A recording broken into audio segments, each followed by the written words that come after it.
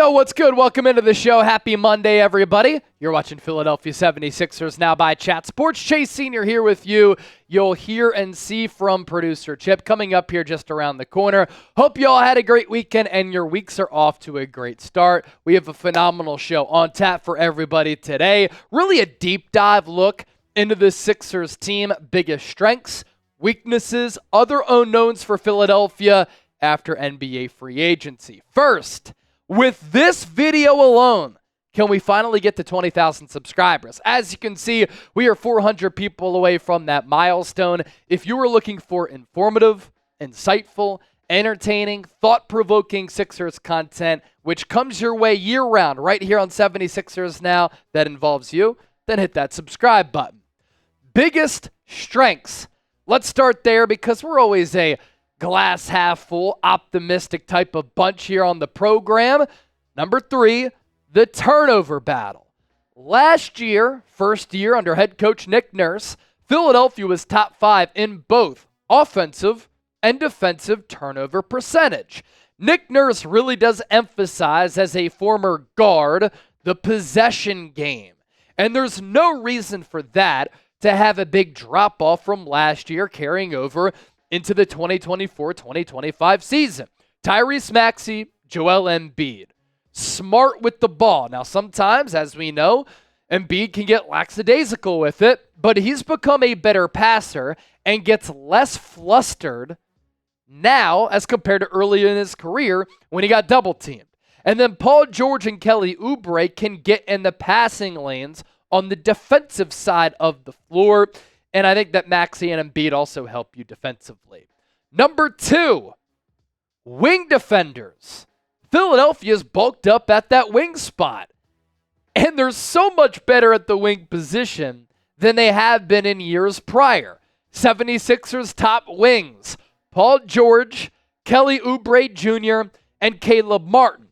And all three of these players are different in a way where they all have different skill sets and can impact the game in different fashions. Why wing defense is a strength? Well, as we know in the NBA today, it is a wing league. You also look at the landscape of the Eastern Conference and Western Conference for that matter. You're going to have to stop other really good wing offensive players, and those three players that we just showed you, all plus defenders, plus you have KJ Martin, Ricky Council, and Guerschon Yabusele, who have the tools to be good defenders as well. Number 1, offensive firepower for Philadelphia. The big 3, led by Joel Embiid, Tyrese Maxey, and Paul George. Here is a snippet of what they're capable of bringing to this Sixers team this year. And this is what they did last year.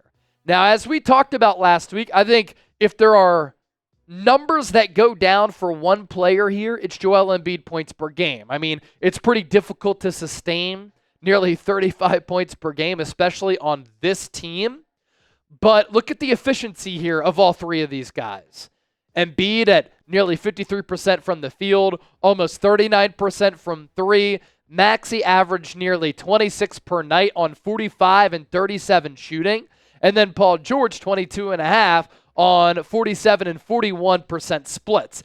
That is high-level efficiency there, which is why I think the Sixers offense can be dynamite, and there's no reason why they should struggle. Closing games throughout the duration of a 48-minute game, this Sixers team should be able to bring it. Not only do they have all that offensive talent, but I think they complement each other perfectly, and they are all good fits for what one another likes to do. And if Tyrese Maxey and Paul George have to play off ball from time to time to get an Embiid in rhythm and going, to get Paul George or Tyrese Maxey in a rhythm and going, Maxey and George are comfortable with the catch and shoot. And their three-point numbers last year were really good. Maxey at 44.4% on just a tick over 3 attempts per game. And then Paul George, 43.5%, not far behind Maxey, with more attempts at 3.8. And then you look elsewhere on the Sixers team with the firepower that they now have at their disposal. This is a deep squad. Kelly Oubre, 15 points per game last year. Reggie Jackson, 10. Caleb Martin, 10. I actually think those numbers for Martin can be on the uptick. Andre Drummond at 8.4 and Kyle Lowry at 8. So, Chip, all of these reasons combining to lead us to the fact that we think the Sixers should be really good this year. They have no excuse not to be because they're a malleable, versatile, multi-dimensional squad. Yeah, and I think the areas right now where they're strongest at, we talk about offensive firepower. Obviously, you need offensive firepower and scoring to win in the NBA. Right. But when you talk about wing defense and guarding these other wings you're going to guard in the Eastern Conference, a Jason Tatum, a Jaylen Brown, some of those high-end players, a Jimmy Butler, OG Anunoby, Mikal Bridges, all these other guys you're going to face, the Sixers haven't really had high-end, high-level wing defenders and a wealth of them the past few years. Now you have 3 guys in your starting lineup that I think can guard anywhere at least 2 through 4, can guard some ones in some instances. And between those 3, as well as the guys you mentioned off the bench, you have different bodies you can throw now that you shouldn't have in the past. You were relying on, a Tobias Harris to try to play his best defense he possibly could. Now you have a Paul George, who is still one of the better wing defenders in the league. Caleb Martin is so versatile. Kelly Oubre showed a lot last year. Can he take even another step forward? And then, of course, the turnover battle is such an important metric when you look at these games, especially in the playoffs when every possession matters so much. We'll talk about coming up a weakness the Sixers have when it comes to rebounding, which can hurt that possession battle. So if you are able to, minimize how that affects you by taking good care of the ball and by getting steals and forcing turnovers on the other end, that can help you win games as well. So those 3 areas, I think the Sixers are the strongest and should all be areas that can help you win a good amount of games this season. I agree. Coming up next here on 76ers Now, more to get to with this squad. But first, what is the 76ers' biggest strength? We're talking weaknesses. We're talking other minute details on this Sixers squad. Join the conversation down in the comment section right now. As for those weaknesses, number 3, and we saw this as a huge issue against the New York Knicks, lack of size, lack of effort, lack of hustle, and then the lack of a good backup center behind Joel Embiid. That's rebounding. Last year, Philadelphia, and this was an issue all year, ranked 20th in rebounding. They finished bottom 5 in the NBA playoffs. That really hurt them because it extended possessions for the Knicks. Knicks were able to take advantage, took the wind out of the Sixers' sails, and it led to a lot of momentum changers and critical buckets, including the Dante DiVincenzo game winner. Now, Andre Drummond is really going to help you when Embiid is off the floor or missing time due to injury or him resting. But the Sixers are still relatively small elsewhere. That's why I was advocating for the Sixers to sign a player like Guerschon Yabusele, because I think that he can certainly help you in that rebounding department. The hope is that guys like the aforementioned Yabusele, athleticism from KJ Martin, and Ricky Council can step up, and they can make their money on the boards. It's like, we don't need you to score, crash the glass, be active there, and give us some hustle points. Number 2, the Sixers do have small guard play. And unfortunately, that's a reality here. And it's been a reality for Tyrese Maxey. That's why his range is so important, because he's able to get shots off as a shorter player from so deep, because when defenders try to face guard him, and if they try to stop the shot, he's so quick to get around them. But the Sixers do have smaller guards as compared to other teams across the NBA. Maxey at 6'2", Kyle Lowry at 6 feet tall, Eric Gordon is 6'3", Reggie Jackson at 6'2", and Jared McCain is listed as 6'3". I don't think he's actually 6'3". There certainly are ways to work around some of these height issues, but it won't be easy if Philadelphia wants to switch a lot, and that could be a problem. And when you have to dig into that bench, it's not like you're replacing tall guards with tall guards. You're replacing small guards with small guards. And the number 1 weakness for this team is health, health, health. We could talk about this big 3, led by Joel Embiid, Tyrese Maxey, Paul George. 2/3 of that big 3 throughout their respective NBA careers with PG And with Embiid, they've been injured a lot. Can Philadelphia just finally stay healthy? I mean, Joel Embiid said it on the set for ESPN during the NBA Finals. I've had some bad luck. I've gotten snake bitten. All it takes is some good luck for me. That's when he kind of made that wink and recruiting pitch to Paul George in a way. But Embiid has his history. Paul George is 34, injury history. Also broke his leg in a really gruesome manner several years ago. And the Sixers, as an organization, Philadelphia as a city, just has bad injury luck in general that seems to come about at inopportune times. You just need things, Chip, to go your way. And if they can go Philadelphia's way, then you feel like this could be a special year.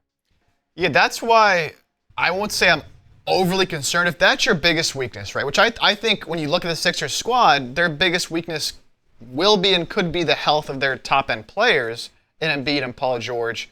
You can't really control that, right? They're going to rest Embiid a little more than they have in the past. He's probably not going to play a whole lot of back-to-backs, and I'm sure they'll give Paul George's nights off. So you can do everything in your power to keep your guys healthy, but at the end of the day, you can't really control that. Yeah. So I'm not too worried about that being your biggest weakness. Now, the small guards, you'll be able to supplement that with someone like a Kelly Oubre Jr. who can kind of play a guard-forward hybrid. They do have some bigger defenders, but when you think about that in combination with the rebounding problem, they definitely did some to address that. Obviously, Drummond and Yabusele, I don't think it'll be quite as bad as it was in the playoffs when a lot of that was also Embiid being injured on one leg, not able to grab as many rebounds as you like, and Paul Reed wasn't a factor like you'd hoped, so should be better. But, if you do start Oubre, Paul George, Martin, going to be a little tougher and put more pressure on Embiid to have to really crash the glass. And again, that's why you need those other guys to step up. So those are kind of the areas that we see strengths, weaknesses. They've done a good job addressing them. And, of course, we'll see as the season starts to begin and they get into things, what Nick Nurse sees are the weaknesses and how he addresses them moving forward. So we've broken this show down in thirds. We talked strengths, we talked weaknesses. There's one more third of the show to get to, and those are other pressing questions for Philadelphia here. And that's coming up just around the corner. Stay tuned for that. But we do want to show you these Paul George jerseys, which are available right now. 8-Ball Paul, rocking the number 8 for Kobe Bryant. Get yours today. Available in the standard blue, the white, chatsports.com/Paul George. We'll attach that link to the pinned comment of today's Philadelphia 76ers. Now, we'll put it down in the show notes. If you want another Sixers jersey, you can still use that link. Still plenty of other Sixers jerseys available thanks to our friends at Fanatics. Other pressing questions. First, what happens at power forward? Is it a concern? We talked about the Sixers' lack of height at the guard spot, but outside of Joel Embiid and Andre Drummond, this is also a smallish team in general. Why it doesn't really concern us, being smaller is fine in today's modern NBA. Teams aren't really posting up and attacking as much, and it's not like the Sixers are so undersized to the point where it's a grave concern for this team. I mean, they're starting wings. You have Oubre at 6'7" with the 7'3" wingspan. He's 203 pounds. Paul George is 6'8" with the 6'11" wingspan at 220 pounds. And then Caleb Martin, 6'5" with a 6'10" wingspan at 210 pounds. And I know that some people have compared the Sixers to the Boston Celtics. I mean, we're talking inches.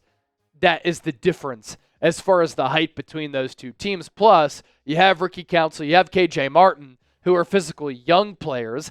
Yabusele is 6'8", 270, so he is a true physical presence who gives you some physicality and gives you some beef down low in the trenches. Another pressing question. Will the draft picks play? Now, you want to talk about size. Adem Bona gives you that, and he gives you athleticism, but he's also a raw prospect. And then Jared McCain, he can shoot it, but got off to a very slow start at Duke, finished the year as their best player, and the NBA Summer League was very slow to start.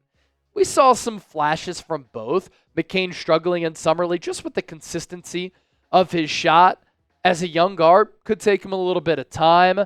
Bona might have a quicker path to playing time because when Embiid sits, I think he's going to have to get some run just because you have Andre Drummond, Yabusele, and then Adem Bona, who is a freak athlete who can climb the ladder, block shots. He can be a little bit of a lob threat too. So who gets more minutes among the rooks? Is it McCain, JM? Is it Bona type AB? Let us know down below in the comment section. And then finally, what's the closing lineup? This could change game to game. This could change depending on what the opponent is. This is probably your best and most talented closing lineup. And it's your starting 5, too. Tyrese Maxey, Kelly Oubre, Paul George, Caleb Martin, and Joel Embiid. Of course, again, you can always change this depending on what the opponent is going to be. The Sixers do have some options for some different scenarios because every night it's going to change. Every night things are going to be fluid. Sometimes there will be injuries and then time to rest with load management.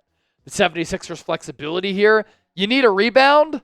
Andre Drummond can do that. One of the best rebounding bigs of this generation. You want some more spacing? Eric Gordon can let the three fly. You want another ball handler?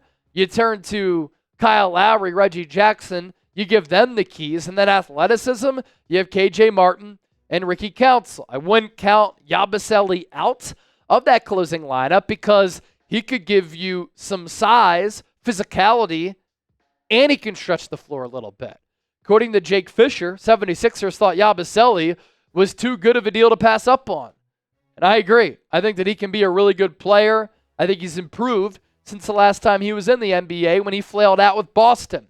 Fisher on Yabusele. Is there a world where he's in a closing lineup for Philadelphia in certain games if everything from the Olympics translates? I don't think that's so crazy, nor do I.